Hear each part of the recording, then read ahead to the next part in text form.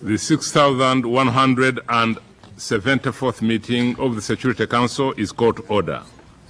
The provisional agenda for this meeting is before the Council in the document S/Agenda 6174, which reads, and I quote, "The situation in Côte d'Ivoire," end of quote. Unless I hear any objection, I shall consider the agenda adopted. The agenda is adopted. I should like to inform the Council that I have received a letter from the representative of Côte d'Ivoire in which he requests to be invited to participate in the consideration of the item on the Council's agenda.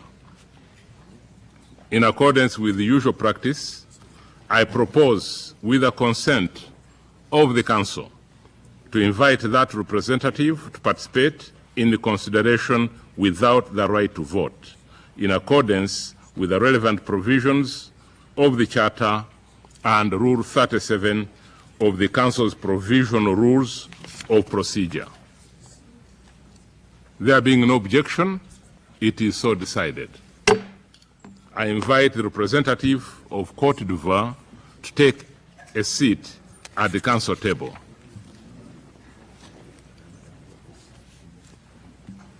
The Security Council will now begin its consideration of item 2 of the agenda. The Security Council is meeting in accordance with the understanding reached in its prior consultations.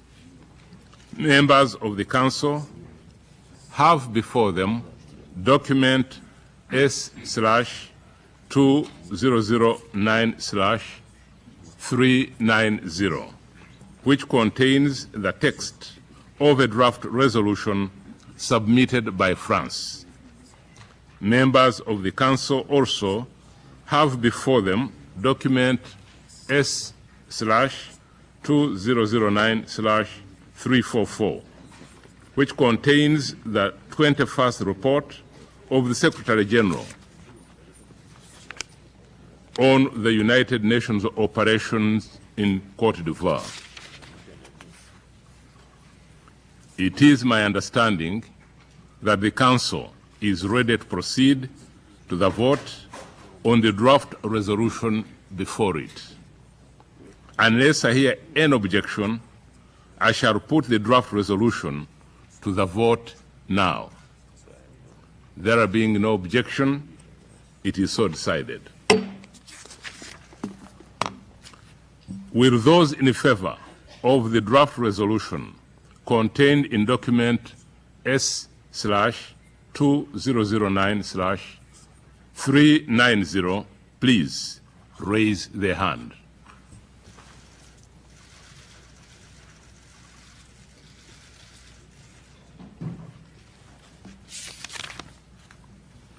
The result of the voting is as follows. The draft resolution received 15 votes in favor. The draft resolution has been adopted unanimously as Resolution 1880 of 2009. I shall now give the floor to the representative of France. Merci, Monsieur le Président. Thank you, Mr. President. Mr. President, the French delegation had the honor and the responsibility of preparing the draft resolution which has just been adopted by the Security Council. The Security Council, over time, has developed unity of views over the resolution of the conflict in Côte d'Ivoire. As my delegation noted last week, after the presentation of the report of the Secretary General, I note with pleasure that this unity of views was reaffirmed solemnly today by the unanimous adoption of Resolution 1880. Mr. President, the Security Council is united to extend the mandate of UNOSI for 6 months by encouraging the force to do its utmost to support the organization of free, fair, open and transparent presidential elections on the planned date, which is its priority now. Our Council is also united in reaffirming the role of certification of the Special Representative of the Secretary General, who is to pronounce himself on each stage of the electoral process. Finally, and above all, the Security Council is united in demanding that the Ivorian parties this time uphold their obligations and that the first round of presidential elections indeed be organized on November 29th, 2009, as they themselves decided last May. Mr. President, I would like to develop this last aspect, which is essential to us. In sending this message to the Ivorian parties, the Security Council does not in any way underestimate the difficulties inherent to the preparation of high-quality elections, but it notes that it is up to the Ivorian parties and the main candidates themselves to find and to express the political will to face these various obstacles. The presidential and then legislative elections have been delayed for too long. Delay after delay, from January to November 2008, then November 2008 to November 2009, the elections have been getting further and further away.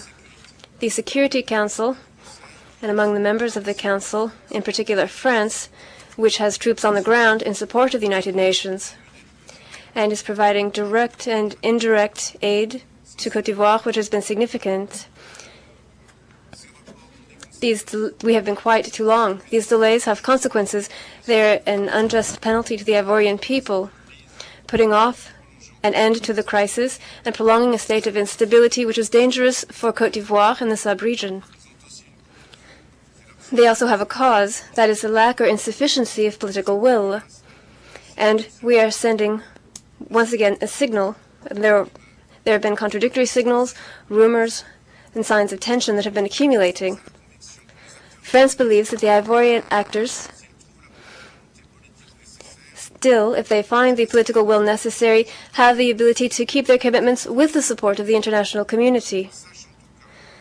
In any case, may they know that the Security Council will keep them to their word and judge them on their acts. It is in that spirit that the Council will follow closely in the weeks to come the publication of the provisional electoral list and then the definitive electoral list with the support of the facilitation and the representative of the Secretary General.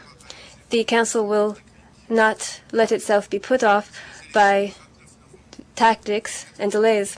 If the date of November is to be delayed, then the responsibility of various sides will be established and the Security Council will draw the consequences. Finally, Mr. President, I would like to pay tribute to the facilitator, President Blaise Compaoré, for his determined action in favor of peace.